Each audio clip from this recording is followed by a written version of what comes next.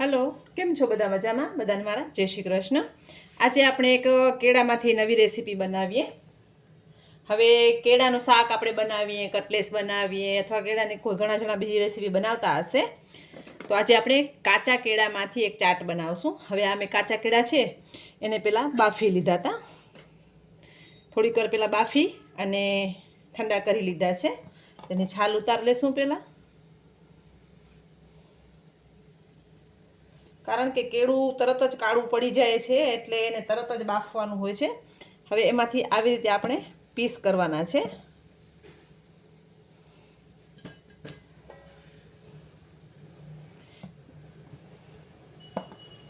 આવી રીતે બાફેલા કેળાના પીસ કરી અને પછી આપણે એને તળવાના છે. તો મેં તેલ સાઈડમાં ગરમ કરવા મૂક્યું છે. હવે ચાટ બનાવવા માટે આપણે દહીં લીધું છે. તો દહીંમાં આપણે ખાંડ ઉમેરી દઈએ તો થોડુંક સ્વીટ દહીં થઈ જશે.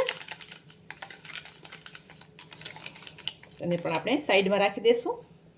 હવે સાથે મેં મરચાંની ભૂકી, મીઠું, લીલી ચટણી છે, કોથમરી છે, તૂટી ફૂટી છે અને ચાટ મસાલો લીધો છે. હવે તમને આમાં લેવી હોય તો તમે આંબલીની ચટણી લઈ શકો છો. પછી ચાટ માટે તમારે જે રેસીપીમાં કાંઈ ડુંગળી છે કે ટામેટાં છે એ નાખવા હોય તો તમે નાખી શકો છો. પણ અત્યારે હું ઇઝીલી જ બનાવીશ, બહુ કાંઈ એમાં નહીં નાખું. એટલે આપણે તળી લેશું પહેલાં, કેમ કે આને ડબલ વાર ફ્રાય કરવાના છે. એકવાર પહેલાં આપણે એને તળી લઈએ, થોડાક તળાઈ જાય પછી આપણે ફરીથી એને ફ્રાય કરવાના છે. આ રેસીપી એકદમ સરસ લાગે છે અને ચટપટી લાગે છે, બધાને ભાવે છે. તો આપણે એકવાર તળી લઈએ પહેલાં.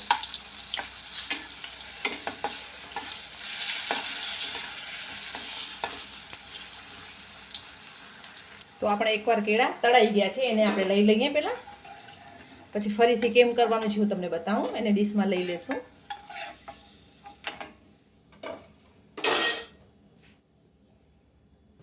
હવે જે કેળા આપણે તળી લીધા છે ને એને આપણે આવી રીતે દબાવવાના છે. હવે દબાવીને એની ઓલી થશે. આવી રીતે એને થોડુંક દબાવીને સાઈડમાં લઈ લેશું. ફરીથી એકવાર એને તળવાના છે આપણે. એટલે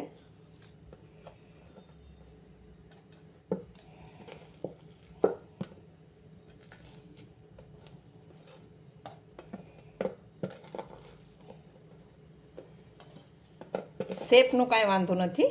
ફરીથી આપણે એને તળી લેશું. તેલ ગરમ જ છે. ફરીથી એકવાર તળી લઈએ એટલે થોડા ક્રિસ્પી થઈ જાય.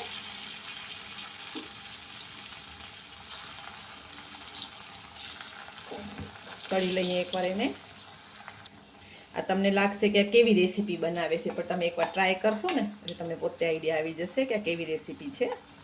થોડાક દબાવીને ફરીથી તળીએ છીએ ને તો ક્રિસ્પી થઈ જાય છે.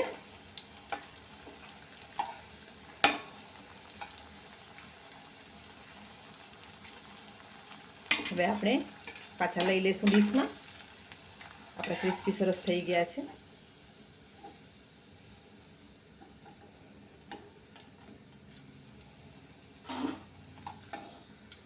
તો હવે આપણે ચાટ બનાવવાની છે. તો ચાટને એસેમ્બલ કરીએ. તો તમે જોઈ શકો છો કેળા સરસ ક્રિસ્પી થઈ ગયા છે. કેળા લઈ લીધા છે. ઉપર થોડુંક મરચું, કેમ કે કેળા બાફવામાં મેં મીઠું કે મરચું નાખ્યું નહોતું. ઉપર થોડુંક મીઠું,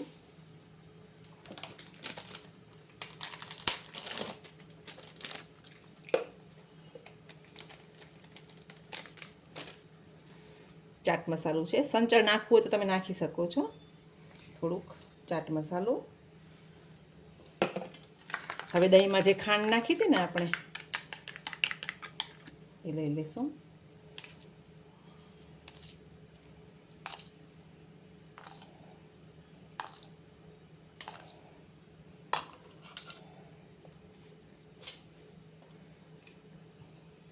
ગ્રીન ચટણી છે.